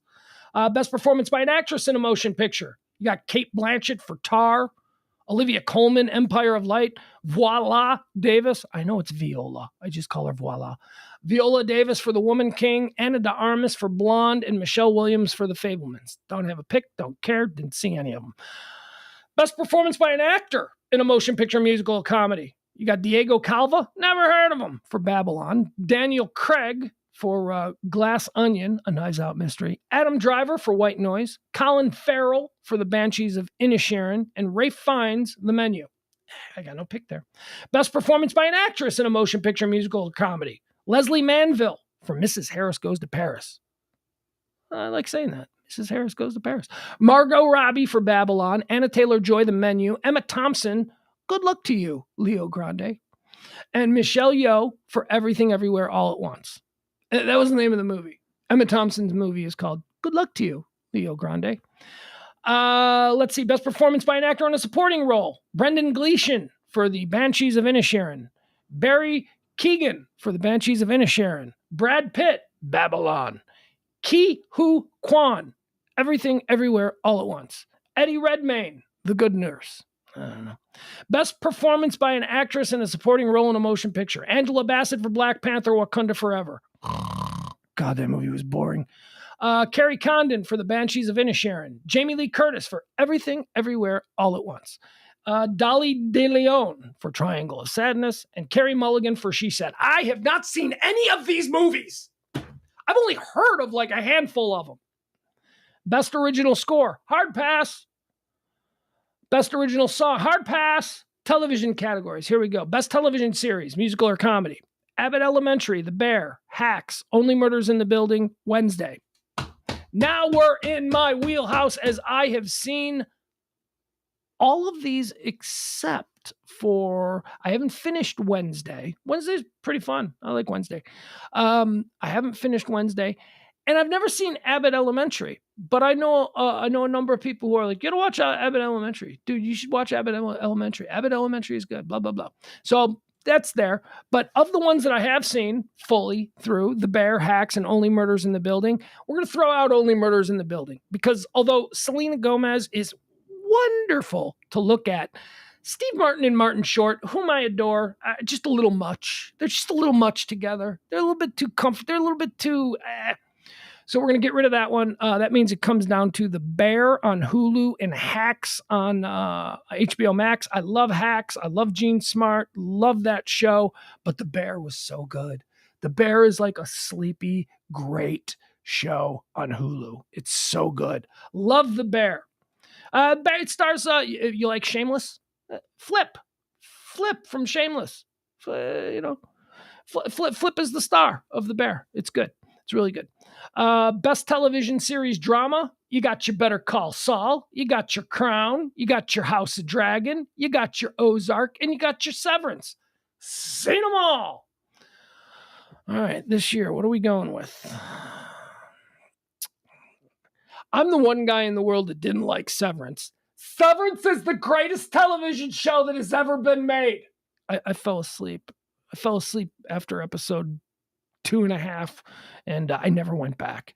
What are you talking about? Severance is the great. It's kind of slow. It's kind of slow and weird, and which is normally something I'm okay with. But yeah, I'll pass. Ozark, love Ozark. Is it the best television drama series though? House of Dragon, without a doubt, not the best. Without a doubt, not the best television drama of the year. Not bad. It took about 4 or 5 episodes for me to really get into House of the Dragon, which is the Game of Thrones spinoff. And then like episodes 5, 6, 7, 8, whatever it was, I got into it. And it was good. And I was like, okay, but not the best. And so it comes down to really The Crown or Better Call Saul. Crown is so good, and The Crown has won before. I don't know that Better Call Saul has won before. Ladies and gentlemen, best television drama series, I'm picking Better Call Saul. They went off the air. Good for them. You know, they had a nice run. Let's give them an award. Best performance by an actor in a television series. You got Jeff Bridges for The Old Man. Saw it. He's great. Kevin Costner for Yellowstone. Love it. He's awesome. Diego Luna for Andor. Nah, didn't see that. Heard it's okay, though. Bob Odenkirk for Better Call Saul. Ugh, he's so good. Adam Scott, Severance. Severance is the best TV series. Okay, shut up. We already gone over this, right? It's slow. I love Adam Scott, by the way. I love everybody in Severance. It's fantastic, but it just was a little slow to me. I'm gonna go with Bob Odenkirk, Better Call Saul. Although you gotta imagine Kevin Costner, man, that's like the biggest show on TV. Best performance by an actress in a television series drama. You got Emma Darcy for House of Dragons, Laura Linney for Ozark, Imelda Staunton for The Crown, Hilary Swank for Alaska Daily, and Zendaya. Zendaya got a last name. I mean, in real life, does she got a last name? I know she only goes by Zendaya, and Zendaya for Euphoria. House of the Dragon. I don't even know who Emma Darcy is, so Laura Linney, Ozark, so good. She's great. Wendy Bird, the final season of Ozark, Wendy Bird is amazing.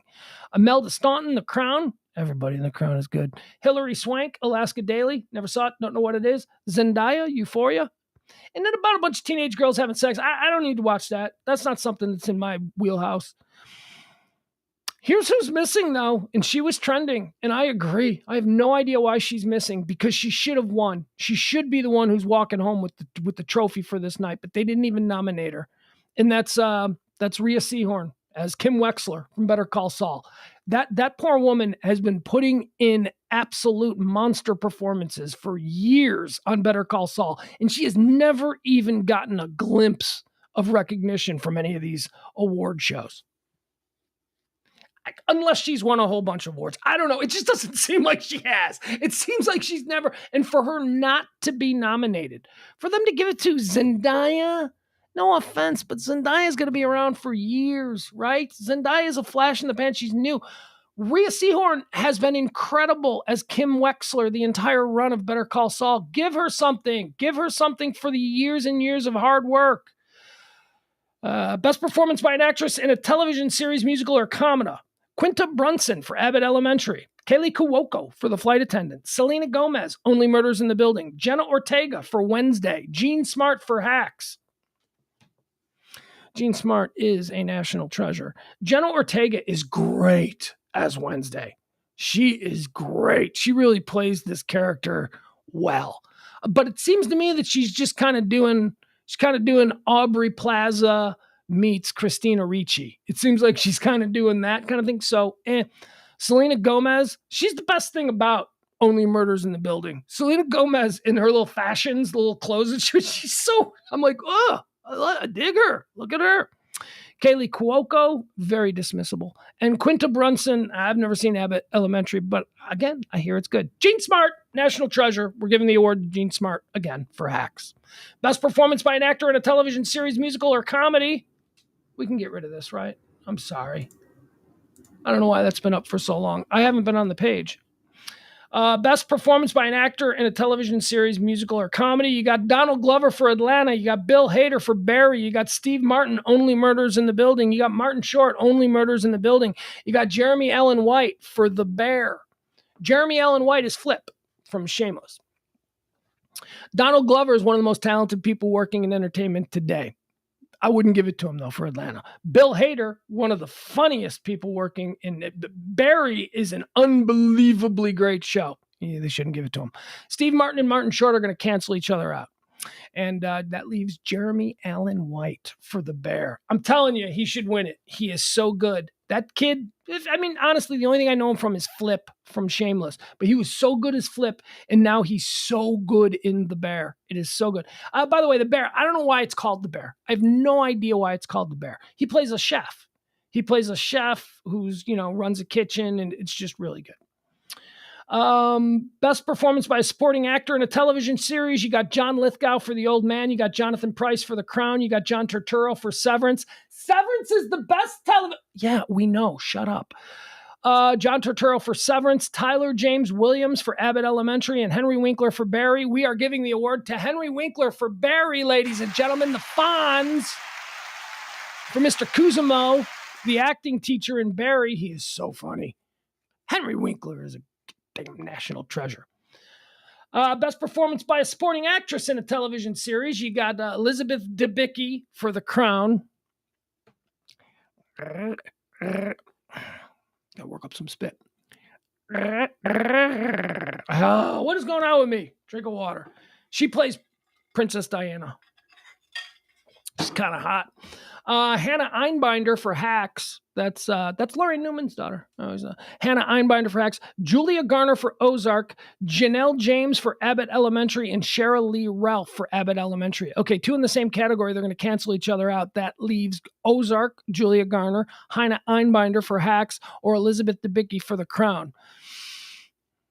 We're going to go, here's what we're going to do. We're going to go with Elizabeth Debicki for The Crown because we're not going to give Julia Garner an award for Ozark. Not here. Not yet. Just hold a thought. Put a pin in that. Best television, limited series, or motion picture made for TV. I don't care. Blackbird, didn't see it. Dahmer, Monster, terrible. The Dropout, Didn't get through the whole thing. Pam and Tommy, fun, but not award worthy. And The White Lotus. Ladies and gentlemen, your winner, The White Lotus on HBO. Fantastic show, The White Lotus. So good. Best performance by an actor in a limited series or motion picture made for television. You got Taron Egerton for Blackbird. You got Colin Firth for The Staircase. You got Andrew Garfield for Under the Banner of Heaven. Evan Peters for Dahmer, Monster, the Jeffrey Dahmer story. And Sebastian Stan for Pam and Tommy. Sebastian Stan, a.k.a. from the Marvel Universe, the Winter Soldier. Sebastian Stan plays Tommy Lee, and he's awesome. But again, it's not award-worthy. So, yeah, I'm going to go with Evan Peters for Dahmer. I know I hated Dahmer, but Evan Peters was really good. He was really good. It's undeniable. I didn't like the content. I didn't like the way it was presented. But the portrayal of Jeffrey Dahmer was really good. Best performance by an actress in a limited series or motion picture made for television. Jessica Chastain for George and Tammy. Haven't seen that yet. That's on Showtime. It's a new series on Showtime. I'm waiting for a number of episodes to build up. It's the story of George Jones and Tammy Wynette, and it's supposed to be balls crazy. Julia Garner for Inventing Anna. Lily James, she played Pam in Pam and Tommy. Lily James for Pam and Tommy. Julia Roberts for Gaslit. And Amanda Seyfried for The Dropout. All right, let's run through these. I think you all know Jessica Chastain is my favorite female actress currently out there working. I love Jessica Chastain. Jessica Chastain, Jennifer Lawrence, there's a couple of them, but Jessica Chastain is top of the heap right now for me. I have not seen George and Tammy. I can only imagine that she is freaking awesome in it because she's like awesome in everything, but I haven't seen it. Lily James for Pam and Tommy. I made the remark that it is odd that when you have somebody portraying an iconic beauty years after the iconic beauty was in the spotlight, the person that portrays the iconic beauty is never quite as beautiful. You know, like I always use the example of when Jennifer Love Hewitt played Audrey Hepburn in the Audrey Hepburn story. And I kept looking at Jennifer Love Hewitt going, well, yeah, she's pretty, but she ain't Audrey Hepburn pretty. In the case of the Pam and Tommy Lee movie, Lily James is better looking and hotter than Pamela Anderson. I'm telling you, crazy. I never seen it. I was like, how are they going to get somebody to be as hot as Pamela Anderson? They got somebody hotter than Pamela Anderson. She looks like a better Pamela Anderson. Let's see, what else do we have? Julia Roberts for Gaslit. She was so good as Martha Mitchell in Gaslit. Gaslit is such a great series. And Amanda Seyfried for The Dropout, where she played Elizabeth Holmes, the creator of Elizabeth Holmes. Just went to jail because she said she reinvented how we can do blood tests, and she lied. All right, so here's what we're going to do. We're giving this award to Julia Garner for inventing Abbott. Remember when I said we're not going to give it to her for playing Ruth Langmore on Ozark? She's nominated twice. It's because, look, Ruth Langmore is great, and we love Ruth Langmore, but Julia Garner in Inventing Anna was mind-blowingly good. So there you go. Best performance by an actress in a supporting role in a series. Jennifer Coolidge. America Treasure. Jennifer Coolidge for The White Lotus. Claire Danes for Fleischman's in Trouble. Daisy Edgar Jones for Under the Banner of Heaven. Niecy Nash for Dahmer, Monster, the Jeffrey Dahmer story. And Aubrey Plaza for The White Lotus. Ooh. Normally I would say that Aubrey Plaza and Jennifer Coolidge, both of The White Lotus, would cancel each other out, but I don't care. Either one of those two is fine by me. I think I'm going to give the nod to Jennifer Coolidge because, as I said, national treasure. 25 years, I might say that about Aubrey Plaza. But give Aubrey Plaza about 25 years. Best performance by a supporting actor in a series, limited motion picture made for television. Whatever. F. Murray Abraham, The White Lotus. Domhnall Gleeson for The Patient. Paul Walter Hauser, Blackbird. Richard Jenkins for Dahmer, Monster, the Jeffrey Dahmer story. And Seth Rogen for Pam and Tommy. I don't know. I don't have a pick there. All right, there we go. That's it. That's going to do it for today. Thank you for joining me. This has been all the things that people are talking about today. All of the things that are happening in the world. We do it every Monday through Friday. We'll be back tomorrow at noon. And we'll also be back tonight at 9 because we do a second stream every day, Monday through Thursday, called Pillow Talk with myself and James Parker. So come on by. Why don't you? Stop on by tonight. Again, programming note, as we discussed at the very start of the show, there will be no Pillow Talk show tomorrow night, Tuesday night, because we've got a mansplaining over there at 97.1 The Freak. We got a Tuesday night mansplaining show, so we can't do the Pillow Talk show. And then I've got a Christmas party on Wednesday, so there will also not be a mansplaining show on Wednesday. Or no, there will not be a Pillow Talk show on Wednesday. No Pillow Talk show on Tuesday night and Wednesday night, and then no High Noon show on Thursday because I got a Christmas pageant thing. I shouldn't say it like that. I should be excited. I should be like, it'll be fun. Because if I'm being honest, I'm kind of excited. I am on a never-ending quest. All right, guys. Jeff says, Dahmer wasn't terrible. You're just weak, Pugs. I don't know if I call myself weak. No, I'm just not a fucking weirdo. How about that, Jeff? I'm just not a weirdo. Shots fired!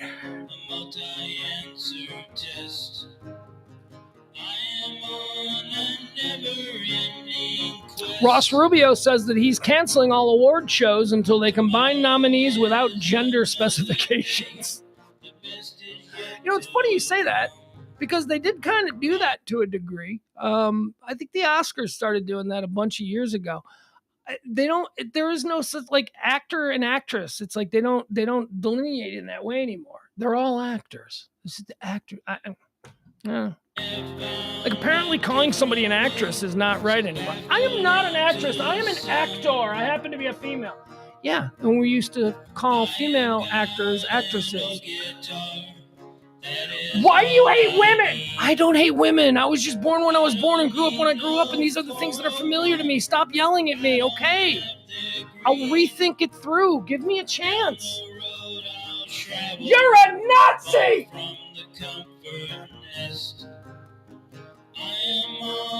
That's where it goes. That's where we are. In my opinion, sitting right here in the middle, people on the right are moronic assholes. The people on the left are moronic assholes. The rest of us in the middle, 70% of us here, we're constantly going between, what are you, a hippie leftist communist? And you're a Nazi!